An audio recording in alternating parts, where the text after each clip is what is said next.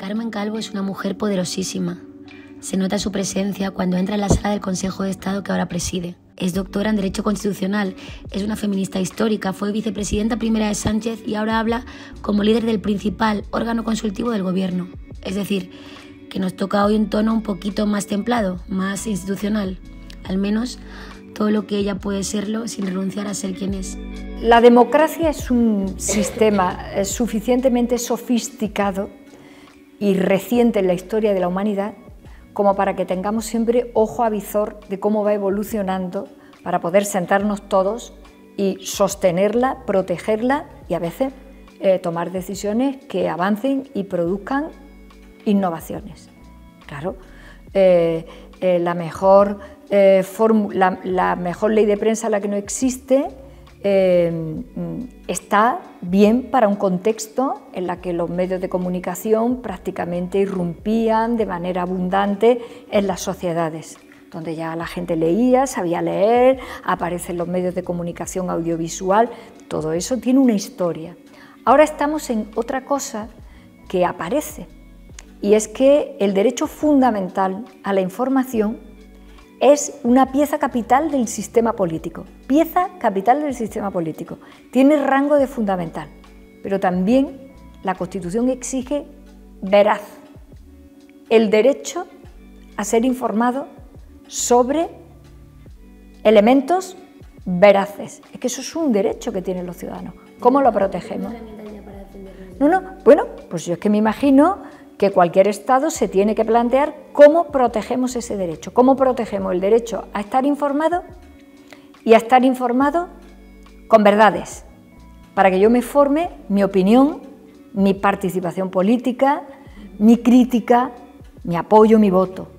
Eso es tan importante para el sistema político, que hacen muy bien todas las democracias del mundo, en plantearse conforme va evolucionando la propia democracia, donde tenemos fortalezas, donde tenemos debilidades, igual que ocurre en otros campos, donde vamos avanzando. Acabamos de regular en este país la eutanasia.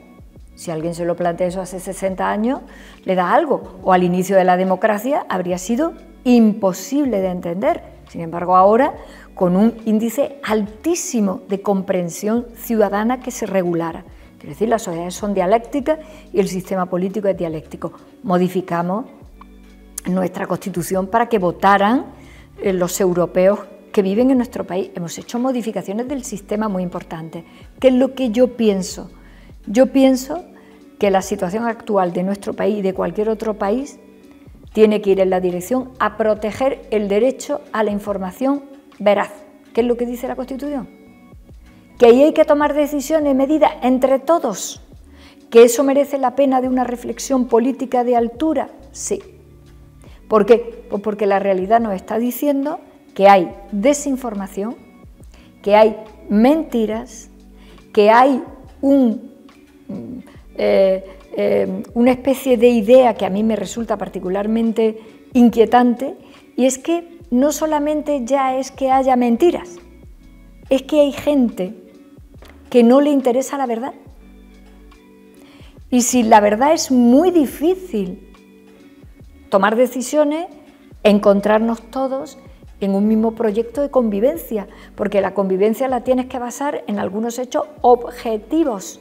La situación en este momento es tan complicada en relación a la desinformación y a las mentiras que habrá que saber cómo protegemos el derecho fundamental de los españoles, que es a estar informados y a estar informados de verdad. O sea, que eso es un debate. El que no quiera ver ese debate, bueno, pues está en su derecho de no querer verlo, pero que eso es un debate. Y ese debate no estaba hace 30 años. No estaba hace 30 años. Entre otras razones porque hace 30 años y 40 no teníamos una sobreabundancia de información, no teníamos tantas tecnologías por las que nos llegaba la información, estamos en una sociedad mucho más simple. Ahora esto es todo mucho más complejo, pero en esa complejidad, para el gobierno, para la oposición, para quien sea, hay un solo objetivo importante, que es cumplir la Constitución española, que dice derecho a informarme y a ser informado de manera veraz, protegido entre la tanda de derechos más importantes de los españoles, de los más importantes de los españoles. Eso merece una reflexión. Con este proyecto del Gobierno, como sea el debate que se produzca, con las decisiones que ahí haya que tomar y que luego algunas de ellas serán leyes o modificaciones de leyes, eso ya le corresponderá a la pluralidad política de nuestro país. Yo ahí no entro, pero que la sociedad se ha hecho muy compleja con esto y que tenemos derecho a ser informados verazmente como derecho democrático, estoy absolutamente segura que hace falta una reflexión. Pero aquí, y ahora mismo, en cualquier lugar del mundo, porque además hoy en día con las redes y las nuevas tecnologías ya tu información no está acotada en el estado en el que vives, ya está siendo influida, bueno, y si ya hablamos de los ataques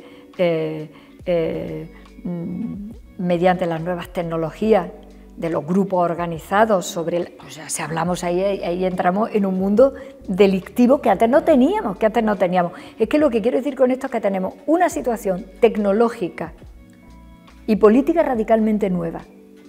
Y a mí me parece que es necesario mirar y debatir. ¿Qué es lo deseable? Que con buena voluntad estuvieran dispuestos a debatir todo. Porque esto no le afecta solo a una institución ni a un partido, le afecta a todo. Bueno, la monarquía española es una monarquía parlamentaria que tiene su legitimidad en la soberanía del pueblo español que la votó en la Constitución. O sea, quiero decir que la fórmula de la monarquía es histórica, evidentemente, aquí en cualquier lugar del mundo, pero la monarquía, pero la monarquía parlamentaria de la que dispone ahora mismo como forma de Estado nuestro país hunde sus raíces en la soberanía popular que aceptó y que votó esa Constitución. Esto es así, jurídicamente hablando, que es lo que importa. Luego puedes estar a favor o en contra de la fórmula, pero jurídicamente la monarquía parlamentaria, como forma de Estado de nuestro país y de una democracia que somos, tiene su legitimidad en la votación que produce este país cuando acepta la Constitución con esa fórmula de Estado. Jurídicamente eso es así. Entonces, se puede estar a favor o se puede estar en contra como en tantas cosas, ¿no? Pero ese es el origen jurídico, evidentemente. Me he vuelto a releer en el mes de julio La Regenta. Me la he vuelto a releer, porque creo que es un libro importantísimo para la literatura española, sin duda, me la he vuelto a releer. Yo soy muy de releer libros y lo aconsejo mucho, porque te da una gran lección, aprendes una gran lección, y es la de quitarte rigideces. De repente lees otro libro y dices tú, pero si esto no es lo que yo leí hace 5 años, yo entendí otra cosa. Ya no somos la misma mujer, que hace 5 Exactamente, años. Entonces te da una gran lección de vida, casi aquello de Heráclito, ¿no? No te bañas 2 veces en el mismo río.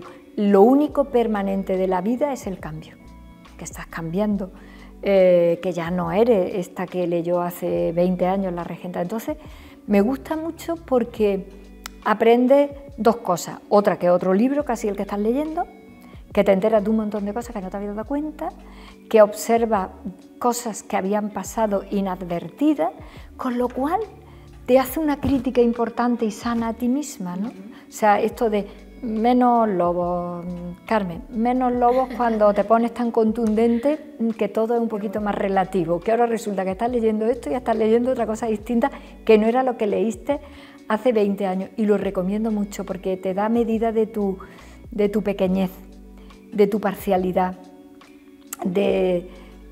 bueno, pues eres un eslaboncito pequeño de todas las cadenas de la vida, ¿no? Entonces lo aconsejo mucho porque se te baja mucho el nivel de contundencia de yo soy, yo opino, yo llevo la razón. Bueno, pues tú no opinas tanto ni llevas la razón tanto, porque ahora lo lees y estás leyendo otra cosa, y estás viendo otra cosa, y te da una lección de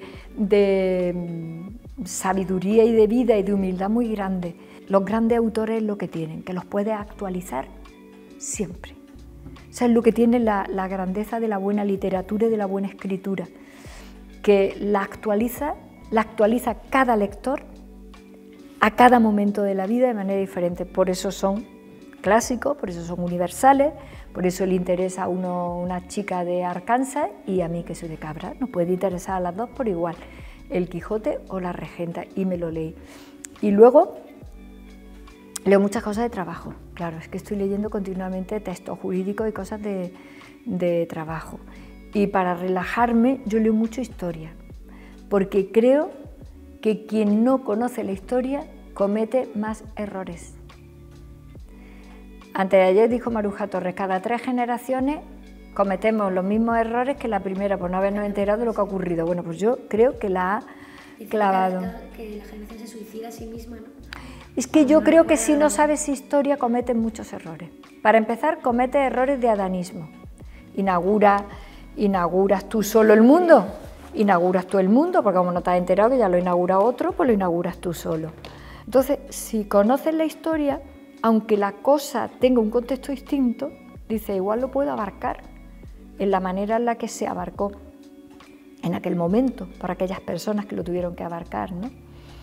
Entonces yo, sí, que no soy de dar consejos, pero si le pudiera trasladar a alguien mi experiencia, es leer historia. A mí la historia de España me fascina. Cuando Carlos V crea el Consejo de Estado y dice, porque necesito ayuda para la gobernanza, digo por lo mismo que dice la Constitución española, el gobierno necesita un órgano de consulta, que somos nosotros. Todos los gobiernos necesitan a alguien que desde fuera le diga, esto igual tiene un problema. Fíjate, 500 años después, o sea, Carlos V dice, necesito ayuda para la gobernanza, y crea el Consejo de Estado. Y 500 años después estamos en las mismas. Cualquier gobierno necesita que alguien desde fuera le diga técnicamente, pues esto puede tener un problema. Porque claro, el gobierno tiene una clave política fundamentalmente y le da forma jurídica, porque así funciona la democracia. Pero nosotros estamos en la clave jurídica, por lo tanto le podemos decir, oye, que a donde tú vayas asunto tuyo, que yo no entro, pero que igual el camino que te voy a dar es mejor. La vieja idea de que yo soy mejor que el otro y que el otro por diferente tiene que estar en condiciones de inferioridad es la historia de la humanidad. Vaya discurso nuevo el de contra los inmigrantes, vaya novedad, no tiene ninguna novedad. Es la misma historia de siempre. Ahora me busco otras justificaciones. Bueno, te buscas otras justificaciones, pero es el mismo error, absolutamente el mismo. Claro, quienes están en ese discurso no aceptan la igualdad. Y si no aceptan la igualdad, no puedes aceptar la democracia. Ese es el itinerario que a mí me inquieta.